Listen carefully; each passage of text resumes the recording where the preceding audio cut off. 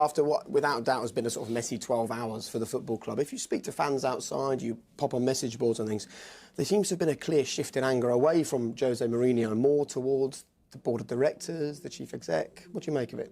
I think that's going to sway. As long as these stories keep coming out, that's going to sway back and forth. I think we've had time to think, and I mentioned this last week, is that I think his problem is with the networking, the scouting network, in frustrations at that point. I think he was given a new deal in January, and seemingly it doesn't seem to be backed in the transfer window that came after that, and that's where his frustrations lie. And since then, I feel the way he's conducted himself hasn't been the right way, and that hasn't been respectful towards the club, the history that comes with this club.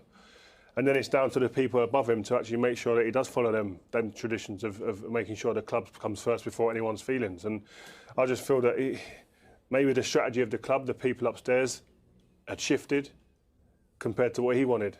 Players that maybe weren't for the future, they were for the right now, here and then, the likes of Alexis Sanchez, that type of player for the here and now, and he might have wanted players like that to come in after that, but they wanted maybe youth. But I don't think that even gives him an out to, I think, of conducting himself in the way he has in the coming press conferences and the interviews that he's given, because there needs to be someone above to come down and say, listen, this isn't the way that things are done at Manchester United Football Club, and that comes down to leadership. So I think at the crux of it all is leadership at the football club, whether it's from Jose Mourinho with his players to the people above Jose Mourinho. I don't think it's been right yet.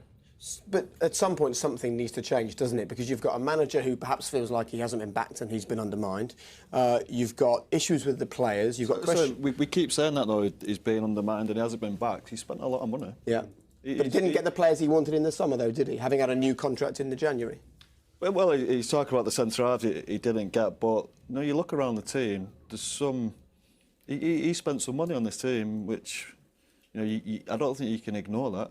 He's bought two centre-halves who, as yet, haven't performed. He's got Sanchez in. A lot of money. I know he's not paid for him, but the wages. He's got a Fred in for 53 million. He can't get in the team. I know it's early days for these type of players, so I think he has been backed to a certain extent. Backed enough? I think it should be enough, yeah, what he's been given. So when you see the reports today that came out and that have since been denied about Jose. I think he saw the writing on the wall with the centre-halves. I think he quickly understood that these ones aren't going to get me towards winning a title, and that's what he thought. I think that's where his frustration lies. Yeah, he's had the money to spend, and I agree with that, but I think he wanted to then go again. And then if the club aren't willing to back him, then it is he the right guy that, if they're not going to back him, why are you staying with that guy?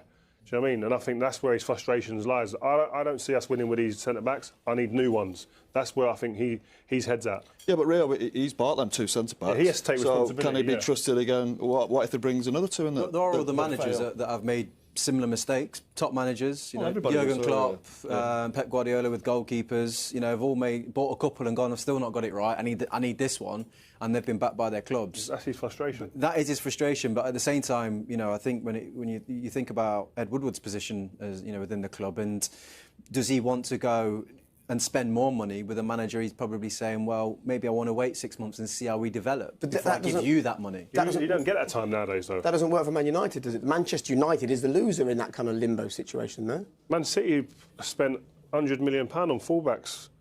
One of them ain't even playing. Danilo's not even playing.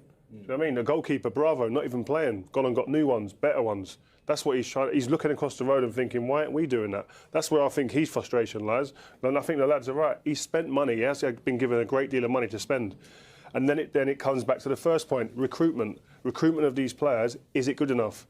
I don't think the quality's in the building right now to feel that they're going to mount a challenge with the guys like Liverpool and Man City and Chelsea at this moment in time. It feels like he's lost trust from...